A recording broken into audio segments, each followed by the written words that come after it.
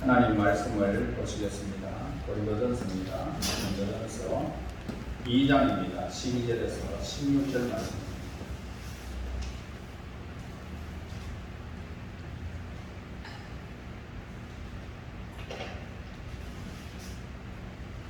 우리가 세상의 영을 받지 아니하고 오직 하나님으로부터 온 영을 받았으니 이는 우리로 하여금 하나님께서 우리에게 은혜를 주신 것들을 알게 하려 하심이라. 우리가 이것을 말하거니와 사람의 지혜가 가르친 말로 아니하고 오직 성령께서 가르치신 것으로 하니 영적인 일은 영적인 것으로 분별하느니라. 육에 속한 사람은 하나님의 성령의 일들을 받지 아니하나니 이는 그것들이 그에게서 어리석게 보이며 또 그는 그것들을 알 수도 없나니 이러한 일은 영적으로 분별하기 때문이라. 신령한 자는 모든 것을 판단하나 자기는 아무에게도 판단을 받지 아니하느니라. 누가 주의 마음을 알아서 주를 가르치겠느냐? 그러나 우리가 그리스도의 마음을 가졌느니라. 아멘. 13절 말씀에 이렇게 말합니다. 우리가 이것을 말하거니와 사람의 지혜로 가르친 말로 아니하고 오직 성령께서 가르치신 것으로 하니 영적인 일은 영적인 것으로 분별하느니라. 우리에게 두 가지 주제를 제시하고 있습니다. 현세적인 그런 사람과 그리고 신령한 그런 사람을 말하고 있습니다. 현세적인 사람은 육신을 따라서 살아가게 됩니다. 그는 죄의 본성을 지녔기 때문에 그렇게 육의 생활을 하고 있습니다. 아무리 교양이 있고 동정심이 있고 종교심이 있다 할지라도 결코 신령한 일을 분별할 수가 없다라는 것입니다. 혹시 여러분 중에도 육의 사람이 없는지 자신을 살펴보아야 할 것입니다. 그러나 신령한 사람은 어떻습니까? 새로운 피조물입니다. 새로운 피조물. 다시 태어난 사람입니다. 어머니 뱃속에서 한번 태어나고 예수의 피로 한번 태어나는 것입니다. 그는 새롭게 태어난 사람이기 때문입니다. 그래서 영적인 것을 무엇을 말하고 있는지를 저와 여러분들이 이 말씀을 우리가 알아야 할 것입니다. 영적인 일은 하나님과 예수님과 성령님과 같은 그런 초자연 대상을 말하고 있습니다. 그러므로 이러한 대상을 영적으로만 분별할 수가 있는 것임을 우리에게 가르쳐 줍니다. 그래서 영적인 사람의 영혼 속에는 눈에 보이지 않는 세계의 신비를 볼 수 있는 그런 창이 있습니다. 창이. 하나님께서는 성령을 통하여 우리가 그러한 것들을 볼 수 있도록 그 영혼의 창을 열어주시는 것입니다. 그것들은 온전히 예수 그리스도에서 거듭난 하나님의 사람들의 믿음으로만 볼 수 있는 창입니다. 이것들은 모두가 하나님께 속한 것들이기 때문입니다. 우리에게는 본래 어떤 본성이 있습니까? 무한하고 영원하신 존재를 파악할 수 있는 그런 능력이 우리 인간에게는 없습니다. 오직 하나님의 계시를 통하여, 다시 말해서 성경 말씀을 통하여 우리는 그 신령한 것들을 분별할 수가 있고 오직 성령의 도우심으로 말미암아 믿음에 의해서만 우리가 그 모든 사건들을 분별해낼 수가 있는 것입니다. 장립에게는 무엇이 의미가 없습니까? 무지개가 없습니다. 빨주노초 파란불을 어떻게 색깔인지를 알 수가 없습니다. 있다 말만 듣지요. 귀머리에는 음악이라는 어떤 것이 어떻게 들려지는지 존재가 불가능한 것입니다. 그러므로 영적인 삶을 또한 똑같다라고 보면 되겠습니다. 우리의 감각, 사물, 이 모든 것들을 식별할 수 있는 사물의 철학에 대해서는 우리는 아무것도 알 수가 없습니다. 이것은 숙련된 어떤 지성이 할 일이라는 것입니다. 다시 말해서 과학자들의 지식으로 소멸된 생명체 역사가 비춰지게 된다는 것입니다. 마찬가지로 성경을 사람들이 읽습니다. 읽게 되지만은 영적인 훈련에 의해서만 발견될 수가 있는 것입니다. 그냥 읽으면 영적인 훈련을 받지 아니한 사람은 그저 글씨로만 보입니다. 그러나 영적인 훈련을 받게 되면 과학자들의 생명체가 드러나듯이 우리에게 이 말씀의 권세와 능력이 내 심령을 정말로 꿀같이 달게 오늘 우리를 만드는 것입니다. 우리의 생각은 말보다 더 깊은 곳에 있습니다. 더 깊은 곳. 우리의 감정은 어떨까요? 감정은 생각보다 더 깊은 곳에 있습니다. 의식은 어떻습니까? 의식은 그보다 더 깊고 깊은 곳에 있습니다. 그래서 이 의식만이 정신의 신비로운 세계에서 일어나는 것들을 정부해주고 있다는 것입니다. 그러므로 하나님의 것들은 오직 성령의 도우심에 의해서만 이렇게 우리가 인식할 수가 있다는 겁니다. 그러므로 인생의 실상이 어떠한가라고 그렇게 알려면은 실제로 우리가 그 사건을 체험하지 않는 사람은 인간의 실상이 어떠한 것인지를 전혀 알지 못하는 것입니다. 우리는 성경에서 예수님의 덕목을 만들거나 그분을 성자로 모시는 것이 결코 아닙니다. 예수님을 우리가 믿어야 그 사건을 안 하는 것입니다. 능력이 많지만은 영적이지 못한 사람은요, 하나님 나라의 입구조차도 발견할 수가 없습니다. 그리고 들어갈 수도 없습니다. 그들은 육에 속한 사람이기 때문입니다. 능력 많습니다. 어떤 사람은 귀신도 쫓아내고 어떤 사람은 병든 사람도 막 일으키고 그렇지만은 예수님을 믿지 아니하면 그 능력들은 아무것도 아니라는 것입니다. 인간 정신의 개발에는 언제나 한계가 있습니다. 그러므로 거듭나지 못한 지성은 불경스럽기 짝이 없습니다. 영적인 사람은 하나님의 뜻을 알게 됩니다. 고난이 오기나 오늘 우리의 삶에서 무슨 일이 일어나도 하나님의 뜻을 알고자 하는 사람, 영적인 사람은 그분의 뜻을 아는 것입니다. 그래서 오늘 그분의 말씀을 듣고 어떻습니까? 어떤 일이 있어도 그 뜻을 행하는 사람입니다. 이런 사람은 영적인 사람이에요. 그래서 15절에 이렇게 말씀하고 있죠. 신령한 자는 모든 것을 판단하나 자기는 아무에게도 판단을 받지 아니하느니라. 여기서 신령한 판단이라는 바로 사람들에 대한 것이 아니고요, 사물에 대한 그런 판단을 우리에게 말해주고 있어요. 그런데 과연 신령한 사람이 모든 것을 판단할 수 있을까라고 질문해 봅시다. 그렇지 않다라는 겁니다. 신령한 판단력이 한 사람의 과학의 진리나 역사의 객관적인 사실, 사업의 세부적인 사항들을 능통하게 만들지 않는다 이 말입니다.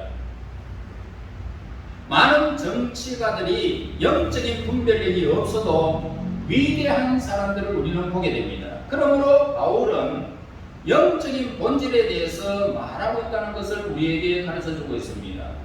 그래서 하나님의 성령은 우리에게 현재의 일과 밖에 모두에 있는 세계를 보여주고 있는 것입니다. 현재의 일과 그 밖에 모든 세계를 움직이는 것들을 보여주고 있죠.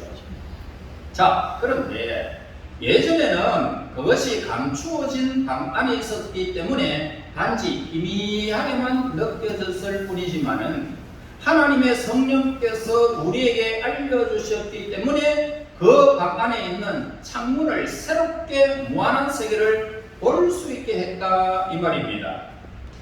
그래서 우리가 그 안에 들어가기 이전에 우리들 자신과 우리의 일어설 가능성을 또한 죄와 구원에 대해서 알 수가 있는 것을 우리에게 말해주고 있습니다. 그래서 이 세계는 그 안에 들어가 본 적이 없는 사람에게는 정죄하지 않는 것처럼 보이는 것입니다. 전혀 어떤 세계인지를 알 수가 없다는 말입니다. 그러나 그 안에 살아온 사람들은 점점 무엇이 생깁니까? 그 안에 들어가 보면 이 방 안에는 이것도 있고 저것도 있고 문이 이렇게 생겨가지고 이렇게 되고 문고리가 여기 있고 그리고 여러 가지 모든 것들을 다 분별한단 말입니다. 그걸 자꾸 그 방 안에 다시 말해서 하나님의 말씀 안에 순종 안에 믿음 안에 들어가 보니까 자꾸 분별력이 자라난단 말입니다. 그리고 깊어지죠. 그리고 확장되어집니다. 그리고 높아집니다. 마침내 자연세계 모든 것들을 하나님께서 이렇게 하셨구나 파악하는 것입니다.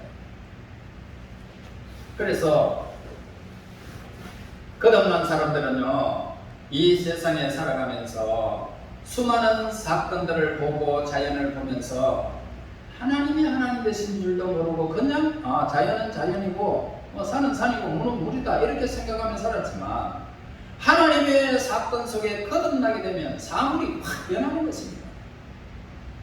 모든 것이 달라 보인다. 사건 하나하나가 전부 다 해석되어지는 것입니다. 분별해내는 것입니다. 삶의 모든 일들이 하나하나 다 전개되어지는 겁니다.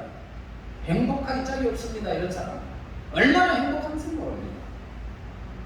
그래서 사람들은요, 신령한 자들이 세상의 핍박을 당하는 그런 모습을 보게 되어지잖아요. 그러나 그 핍박을 어떻게 견뎌내는지, 어떠한 열정이 다시 솟아올랐는지 이해하지 못하는 것입니다. 그래서 육에 속한 사람은 신령한 자가 누리는 그런 행복을 이해할 수가 없습니다. 그들에게는 바깥 세계의 온갖 논란으로부터 자유로운 영혼의 내면 세계에 있는 것입니다. 그들은 어떤 특성을 지니고 있을까요? 육에 속한 사람은요, 거듭나지 않는 상태에 있고 타고난 원칙과 성정을 그대로 어머니 뱃속에서 태어나는 그대로의 모습을 계속 가지고 있는 자연인이라는 것입니다. 반면에 영에 속한 사람은 어떻습니까? 하나님의 성령에 의하여 새롭게 그렇게 탄생한 사람입니다. 그러므로 신령한 영적인 사람, 영적인 이 사람은 영적인 욕구를 늘 가지고 있습니다. 하나님 앞에 예배를 좀 더 드리고 싶고, 그리고 또 내가 오늘 하루에 일을 마치면 조용히 하나님을 향하는 것입니다. 어떤 일들이 있으면 하나님을 바라보게 되죠. 그렇게 자꾸만 하나님을 향하게 되어진단 말입니다. 이런 욕구가 늘 가지는 사람, 이 사람은 영적인 사람입니다. 그들은 하나님의 의를 감각하게 됩니다. 다시 말해서 하나님 나의 모든 삶에서 나의 삶을 인도하시고 선한 길로 인도해 주시는 그 하나님을 바라본다는 것입니다. 이 의입니다. 하나님이 나에게 임하는 그런 사건들, 그리고 영적인 감각을 가지고 있어요. 이 감각은 무엇을 의미합니까? 선과 악을 분별하는 데 쓰이는 것입니다. 그리고 신령한 자가 가진 것은 뭡니까? 영적인 눈을 가지고 있다는 것입니다. 이 영적인 눈을 가진 사람은 하나님을 늘 볼 수가 있는 사람입니다. 영적인 또 귀가 있습니다. 영적인 귀가 있는 것은 그 하나님의 음성을 들을 수 있다는 것입니다. 그리고 영적인 입술을 가지고 있는 사람들이 있죠. 영적인 입술을 가진 사람은 하나님을 찬양하는 것입니다. 노래 부르는 것 아닙니다. 유행가가 아니에요. 찬송가는 하나님을 찬양하는 것입니다. 목소리 높여. 이런 사람은 영적인 입술을 가진 사람입니다. 그래서 영적인 미감을 가진 사람이 또 있어요. 그 사람은 하나님의 신령한 것들을 맛볼 수 있는 것입니다. 그래서 하나님의 말씀을 읽을 때마다 꿀같이 송이꿀같이 달달하고 그렇게 애쓴다는 고백하고 있지 않습니까? 그래서 오늘 우리는 이런 미각을 가지고 있는 사람은 신령한 것들을 맛볼 수 있는 사람이라는 것입니다. 그러므로 영적인 사람은 다음과 같은 기준들에 의해서 분별이 되는 것입니다. 먼저 그들은 십자가의 진리만 생각한 것입니다. 악한 생각이 훅 하고 마음에 들어가고 있지만은 그것은 강제에 의한 것이지 자기가 스스로 어떻게 악한 마음을 품는 것은 결코 아니라는 것입니다. 그러나 육에 속한 사람은 어떻습니까? 그 악한 생각들이 친구와 같이 아는 것입니다. 친구와 같이 잘 아는 사람들처럼 쉽게 들락날락 하는 것입니다. 이 육체에 속한 사람. 그리고 영적인 사람은 어떻습니까? 일시적이고 감각적인 행복이 아니고요, 영원하고도 진정한 행복을 추구하는 사람이라는 것입니다. 현재의 고난은 장차 우리에게 나타날 영광과 좋게 비교할 수 없도다. 그래서 그들은 영광스러운 예수님을 닮으려고 욕망을 바라는 만큼 성취되지 않을지는 모릅니다. 예수님처럼 그렇게 되지 않을 수도 있습니다. 그러나 이 욕망이야말로 그들을 이루고자 하는 바이고, 그들의 최종적인 목표는 예수님을 닮아서 영화롭게 되어 영광의 나라의 주인공이 되는 것입니다. 여러분, 그리고 영적인 사람은 범사에 감사하는 마음을 간직하고 있는 것입니다. 세상 사람들은 어려움을 당하면 울부짖습니다. 가슴을 칩니다. 어디 가서 호소할 데가 없어서 술로 모든 것들을 그냥 거부하라 마시라 그러면서 잊으려고 합니다. 그러나 영적인 사람은 어떻습니까? 어떤 일이 눈물 나는 일, 극심한 일이 우리에게 펼쳐져도요, 늘 감사하는 마음을 간직하는 것입니다. 더 나를 코너에 몰리지 않도록 인도하시는 하나님 감사합니다. 이렇게 합니다. 그래서 육적인 사람의 감사는 어떻습니까? 일시적으로 있다가 사라지는 이기적인 그런 감사이지만, 우리 영적인 사람은 하나님의 은혜 중에서 어느 것 하나도 간과하지 않는다는 것입니다. 그들은 일상적인 양식에 대해서도 항상 감사를 드리면서 하나님께, 하나님 나에게 건강을 주셔서 이렇게 일용할 양식을 또 베풀어 주시니 감사합니다. 먹을 수 있는 힘을 주시고 나에게 미각을 주시고 은혜를 베푸신 하나님을 찬양합니다. 하나님을 향한 것입니다. 하늘나라의 양식에 대해서도 깊은 감사를 올립니다. 그는 육체적인 자유에 대해서도 하나님께 감사를 올리게 될 것입니다. 여러분, 예수님의 구속의 은혜를 항상 기억하며 죄에서 자유롭게 된 그 은혜를 더욱더 하나님께 감사를 올리게 되는 것입니다. 그리고 영적인 사람은 세상의 물질로도요, 하나님의 영광을 위해서 기꺼이 사용하는 사람입니다. 육에 속한 사람은요, 육신의 만족을 위해서만 사용하게 되지만 하나님의 사람들은 그렇지 않습니다. 그러나 신령한 사람 모든 세상 만물들에서 하나님을 발견할 것이고 그 모든 것들을 사용하도록 허락하신 하나님께 영광을 돌리는 것입니다. 그들은 대부분 우리 믿는 사람들과 교제하기를 원하고 있습니다. 우리가 이 세상에 사는 동안 우리는 세상을 상대로 살아가고 있습니다. 그러나 예수님에 대한 이 온전한 믿음을 지키는 자는 그 세상에 속한 모든 악에서 자유로울 것입니다. 예수님 안에 있기 때문에. 그들은 영적인 대화를 나누면서 이 세상을, 육에 속한 사람이나 영적인 사람을 대할 때마다 날마다 즐거워하면서 대화를 나누게 될 것입니다. 그래서 신령한 자는 모든 것을 판단한다라고 했습니다. 여기서 모든 것이라는 것은 뭡니까? 15절에서 종교적인 것들을 말하고 있습니다. 세상 뜻이 아닙니다. 진정한 종교는 어떻습니까? 사람들의 능력을 개발시킵니다. 그리고 에너지를 높여 자신의 시간을 효율적으로 사용함으로써 세상의 다른 일들에 있어서도 지혜롭게 대처하도록 만드는 것입니다. 그러나 이 바울은 보세요. 7절에서 하나님의 지혜라고 말씀을 하고요, 13절에서는 신령한 것들을 가리키고 있는 것을 보게 됩니다. 그래서 영적인 사람이라도요, 성경에서 기록하는 오빌이라고 하는, 오빌이 어디에 위치하고 유대인들이 말하는 휴리시대의 길이가 얼만큼 되는지 모를 수 있어요. 그거 관계없어요.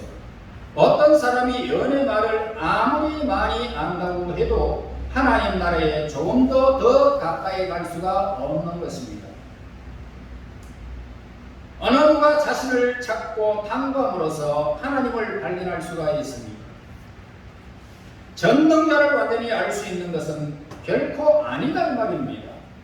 바울도 예수님을 오랜 동안 예수님도 바라보았고 예수님의 음성도 들었고 예수님을 전가하고 하나님을 믿었지만 이렇게 말하고 있습니다.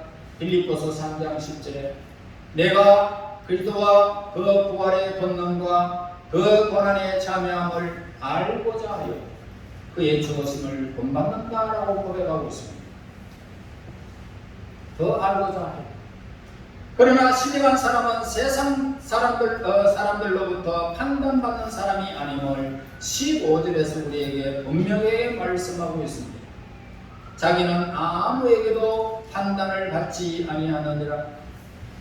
그러므로 신령한 자와 세상 사람들의 구별은 세상 사람들에게는 이해할 수 없는 것들이라는 것입니다.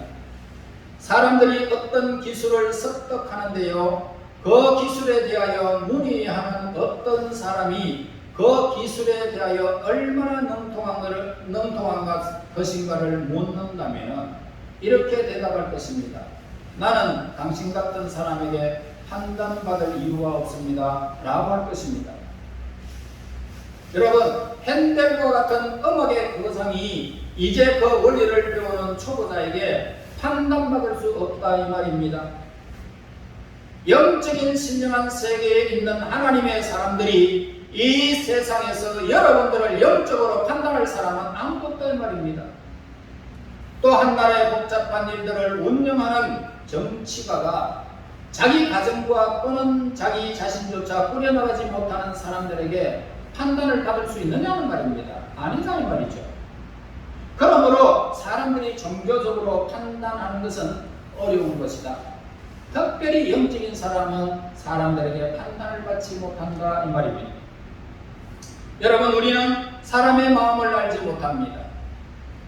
정상을 참작하거나 비난해야 할 수많은 일들을 제대로 판단하지 못하기 때문입니다. 어떤 사람은요, 자신이 하는 일에 대해서 사람들로부터 비난을 받을지언정 나름대로는 성실하고 양심적으로 그 일을 임하고 있을 수도 있는 것입니다.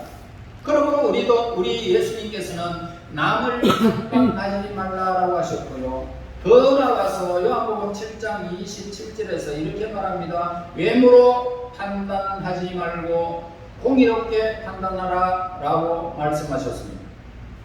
더구나 신령한 자는 육에 속한 사람들에게는 도저히 이해될 수 없는 존재들임을 우리에게 가르쳐줍니다. 신령한 자는요, 새로운 피조물입니다. 따라서 육에 속한 사람의 예법칙과 원칙에 의해서 판단될 수가 없다는 것입니다. 여러분들을 세상 사람들이 이렇게 말하죠. 야, 너 교회를 그렇게 열심히 다니, 나 이해를 못하겠다 라고 하는 사람들이 많습니다. 그렇습니다. 판단할 수가 없습니다. 모르는 게 육의 신령한 세계를 모르기 때문에. 신령한 자는 육에 속한 자들을 알고 있습니다. 그들은 신령한 자들을 알지 못합니다. 왜 그럴까요? 신령한 자는 육에 속한 자와 상황에 처해보았습니다. 똑같이 처해봤습니다. 육에 속한 사람은 그와 같은 신령한 상황을 경험하지 못했기 때문에 이해가 안 된다는 것입니다. 그러므로 신령한 자들은 세상 사람들에게 놀라운 의혹의 대상이 되는 것입니다. 여러분, 사람들은요, 신령한 자들을 세상으로부터 구별하는 무한한 값진 것이 있다는 것을 발견하지 못했기 때문에 신기하게 믿는 사람들을 바라볼 뿐입니다. 그들은 신령한 자들이 주일날 여러가지 행사를 치르면서 그 기쁨을 누리는 것에 대해서 우아하게 생각합니다. 아이고, 이렇게 말합니다. 주일날 쉬지도 못하고 저렇게 주일을 힘쓰다 섰고 얼마나 피곤할까. 일주일 동안 그렇게 피곤하게 생활하다가 집에서 그냥 잠이나 푹 자죠. 제가 미용사에게 전도를 해봤습니다. 원장님, 예수 믿으셔야 됩니다. 예수 믿고 영원한 하나님 나라의 그 영광을 누려야지요. 이렇게 수고하다가 결국 지옥에 무서운 고통을 당한다는 것은 있을 수가 없습니다. 예수 믿으세요 라고 전도를 했습니다. 그럴 때에 내가 일주일 동안 수고를 토요일까지 하고 주일날은 내가 푹 쉬는 날입니다. 그날까지 내가 어떻게 일을 합니까? 나가서 어떻게 육체를 또 복사시킵니까? 이렇게 말하라. 그들은 신령한 세계를 모르기 때문에 그렇게 대답할 뿐입니다. 그러나 우리 신령한 사람은 만민이 기도하고 예배하는 저수에서 하나님께 영광을 돌리고 기쁨을 누리는 것을 알기 때문에 이 날을 어떤 날보다도 더 중하게 생각하는 것입니다. 또한 그들은 신령한 자들이 고난을 당하는 체험을 이해하지 못합니다. 그들은 신령한 사람들이 당하는 고난을 보지만 그 속에서 그들이 얻는 위안을 보지 못하기 때문입니다. 그들은 이 세상에서 신령한 자들이 하는 모든 행동을 이해하지 못합니다. 세상 사람들은요, 신령한 자들이 비난과 자기 부인의 길을 스스로 택하여 따르는 것을 너무나도 놀랍게 여깁니다. 세상 사람들은 신령한 자들을 움직이는 원동력이 무엇인지 알지 못하고 그들의 행동을 유발하는 능력이 예수님께 있다는 사실을 알지 못하기 때문입니다.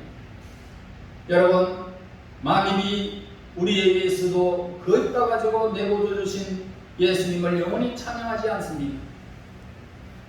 여러분, 결론입니다.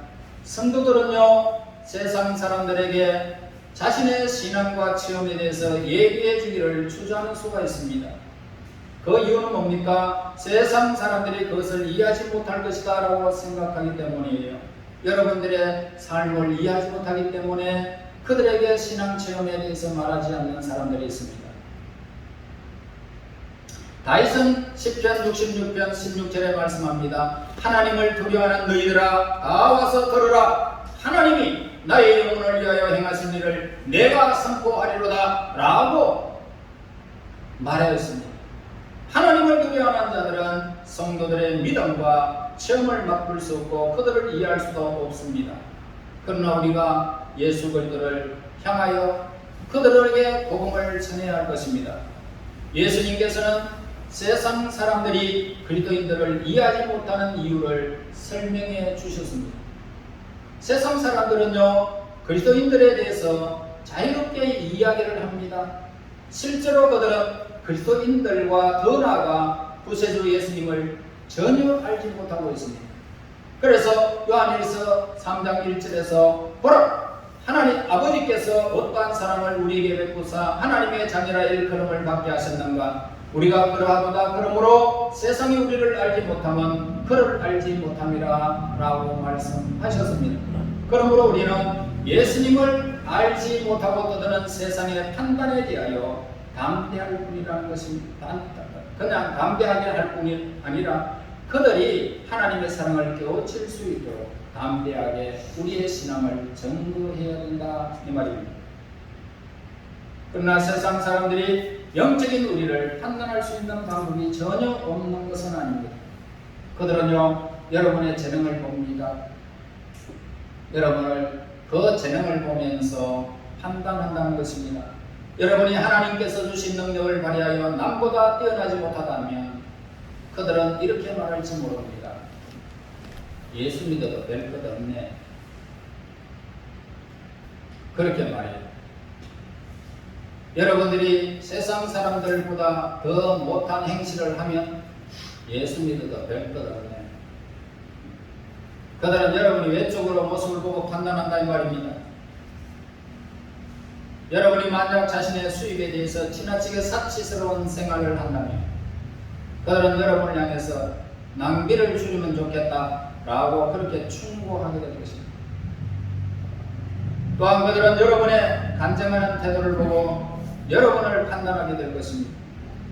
하나님께로 온 영은 우리로 하여금 본원에 이르는 지혜를 갖게 하고 우리가 예수님의 보혈로서 구원받아야 할 죄인임을 가르치게 될 것입니다.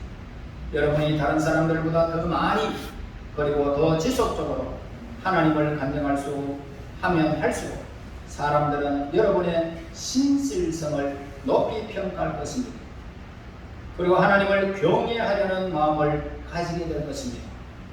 그리고 그들은 여러분이 하나님의 은혜를 체험함으로써 실제 생활에서 어떤 열매를 거두는가를 보고 여러분을 판단하게 될 것입니다. 그러므로 우리들은 의의 열매를 풍성하게 맺도록 하나님 앞에 강구해야 할 것입니다.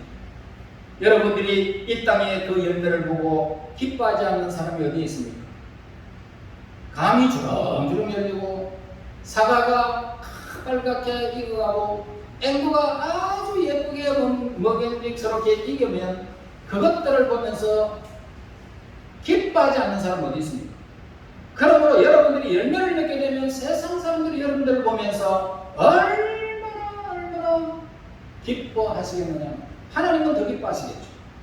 모든 일에 대해서 있어서 우리 구주이신 예수님을 따라서 이제는 의의 열매를 맺어서 세상 사람들에게 정의의 삶을 살고 하나님께 기쁨이 되어지는 그런 성도들이 되시기를 예수님 이름으로 축원합니다. 하나님 은혜 감사합니다. 오늘도 우리들을 사랑하시고 우리 하나님의 거룩한 이름을 찬양하게 하시며 신령한 것을 행할 수 있도록 인도하신 하나님께 영광을 돌립니다. 이제 끝없는 하나님의 사람들이 이 땅에서 살아가면서 더 높고 더 깊고 더 넓고 더 길게 하나님의 뜻을 분별하면서 하나님이여 이 땅의 영적인 그런 사람이 되어져서 하나님의 모든 세상 사람들에게 정의의 삶을 살아갈 수 있는 아름다운 열매가 가득한 백성들이 되게 인도하옵소서. 예수님 이름으로 기도합니다. 아멘.